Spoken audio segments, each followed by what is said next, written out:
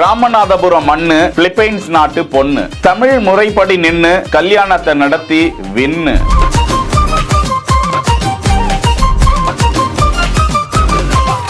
வெளிநாட்டு வேலைக்கு போய் பொண்ணு பொருளெல்லாம் சேர்க்கல, ஆனா பெண்ணோடு வந்த மாப்பிள்ளை.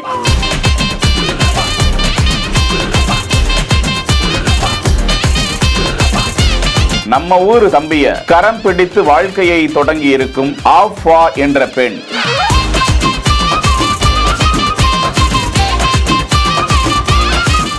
ராமநாதபுரம் மாவட்டம் ஓம் சக்தி நகரை சேர்ந்த தீபன் குமார் என்கிற இளைஞர் கடந்த 5 ஆண்டுகளுக்கு முன்பு கத்தார் சென்று தனியார் நிறுவனம் ஒன்றில் ஹாஸ்பிட்டாலிட்டி அலுவலராக பணிபுரிந்து வந்திருக்கிறார். அதே அலுவலகத்தில் பிலிப்பைன்ஸ் நாட்டை சேர்ந்த ஆஃபா என்கிற பெண்ணும் பணிபுரிந்து வர இருவருக்கும் நட்பு ஏற்பட்டு காலப்போக்கில் அது காதலாக மாறி இருவரும் உயிருக்கு உயிராக காதலித்து வந்ததாக சொல்லப்படுகிறது. இந்த காதல் இரு வீட்டு பெற்றோருக்கும் தெரிய வர இருவரும் திருமணம் செய்து கொள்ள ஒப்புக்கொண்டனர்.